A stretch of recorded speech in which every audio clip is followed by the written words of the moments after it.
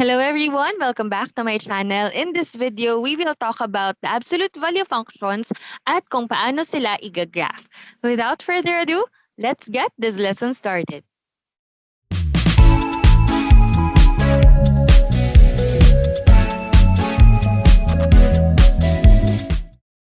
When we say absolute value, it means na kinukuha natin yung distance of a number from zero. So for example, the number is -3. How far siya sa zero? The answer is 3. So in other words, when we are getting the absolute value of a number, kinukuha lang natin yung magnitude niya or yung pinaka-number itself, regardless kung siya ay positive or negative. In simpler terms, kapag absolute value, dinidisregard natin yung sign, kinukuha lang natin yung number niya.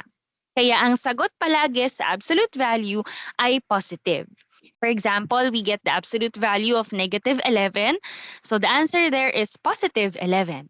Or kung positive naman, say for example, absolute value of +16. So the answer there is still +16. In terms of function, meron tayong ganitong standard form. Ito yung a natin, which is the coefficient. This a can be either positive or negative kasi nga multiplier lang siya. Pero yung sagot dito sa ating absolute value, yan palagi ay positive. Yung h at k natin, they are still the coordinates of the vertex. Still, the vertex here is defined as the turning point of the function. Ito yung part na nag-iba yung direksyon ng function. And yung a natin is the coefficient that will determine the opening of the function. When getting the coordinates of the vertex, yung h natin ay nag-change sign. Ibig sabihin kung sa function siya ay +10, pag kinuha natin yung h, that's -10. And yung k naman, laging copy lang natin. Let us enumerate the steps on how to get the graph of the function. So ang graph ng function na absolute value ay ganito because it means that when we get the absolute value of +2, the answer is still +2. Same goes kung -2, that's still +2. O kaya naman kung absolute value ng 3, that's 3. Absolute value of -3, that's -3. And so on.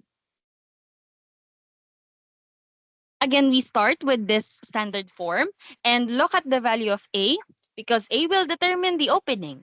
If a is positive, we can say that the graph opens upward like this. But if a is negative, we can say that it opens downwards. Next, we identify h and k and plot it as the vertex. Third is we choose 1 point sa right at 1 point sa left ng vertex natin para makuha natin yung either points dun sa dalawang side. So we can connect the V-shaped graph. For the domain, since wala namang bale or wala namang break sa ating x part, x-axis, we can say that the domain is all real numbers. And for the range, it's just like the quadratic function. Ang ating opening ay upwards, so ang range natin ay k, positive infinity. But if it's opening downwards, we can say that the range is negative infinity, k. I-apply natin ang mga ito sa first example natin sa next part. Sa ating first example, meron tayong j of x equals 1/2 absolute value of x minus 3. Yung minus 3, nasa labas siya ng absolute value, so hindi siya kasama sa kukuhanan ng absolute value natin. We identify first the value of a, h, and k. For a, the coefficient there is 1/2. For the h, dahil wala namang kasama yung ating x dito sa loob ng absolute value, that's 0. And for k, we just copy the number outside, this one, which is -3. Based on these values, we can determine the opening, specifically looking sa ating letter A.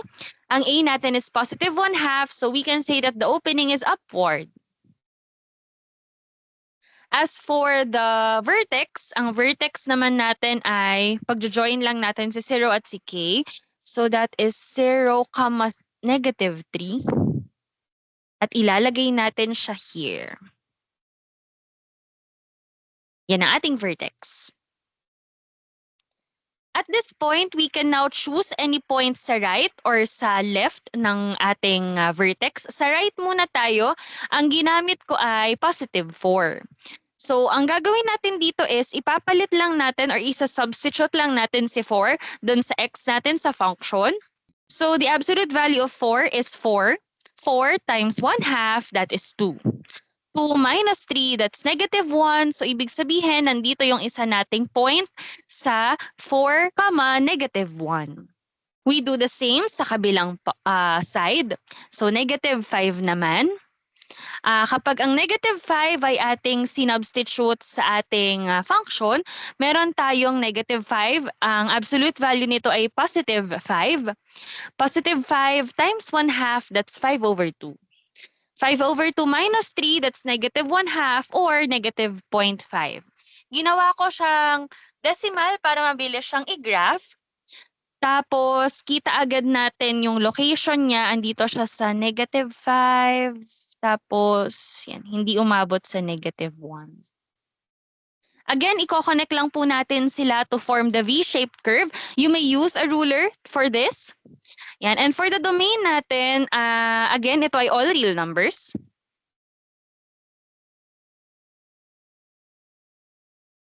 For the range, since this is opening upwards, we can say na we start with k, which is negative 3, hanggang positive infinity. Yan. So, bracket kay negative 3, parenthesis kay infinity. And then, yun na po yung ating graph for example number 1. Punta tayo sa next slide for the example number 2.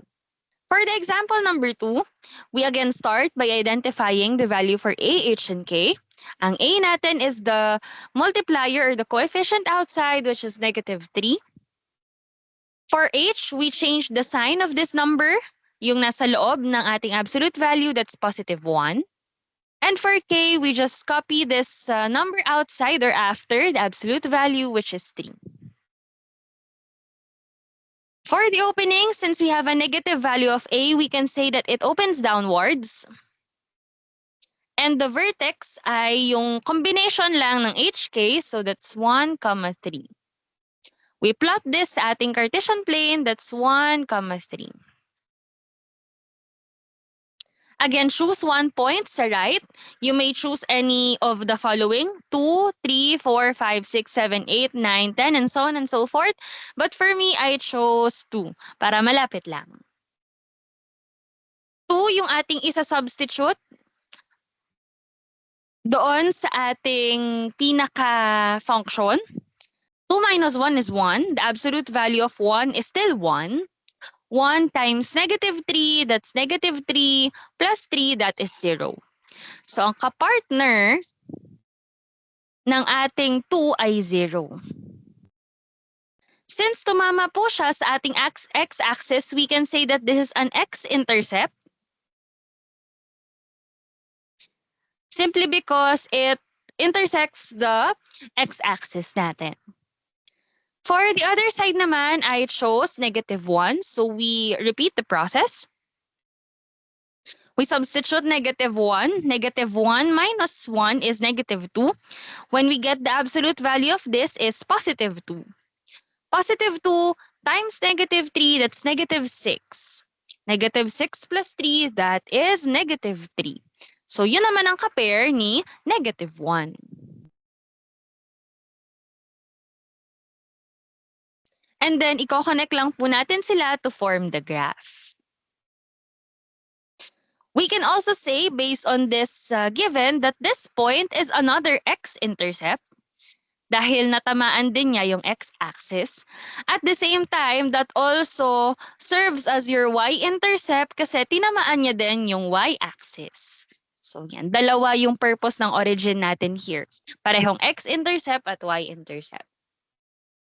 For the domain, ang domain natin is all real numbers pa din. And for the range naman, since ito ay going downwards, so mauuna muna si negative infinity. Tapos yung k, pupuntahan natin or aalamin natin yung k, which is 3. Parenthesis k infinity, bracket kay k. And yun na po, nag-graph na po natin fully ang example number 2. Take note lang po when graphing this given. Una, aalamin muna natin yung value ng AH and K. Determine the opening using A. For the vertex, you just get H and K. Choose 1 point sa right, 1 point sa left. I-graph sila ng ayos and connect using a V-shaped graph. And finally, to close it off, you determine the domain, which is always all real numbers for this type of function. And for the range, it depends upon the opening, kung upwards or downwards.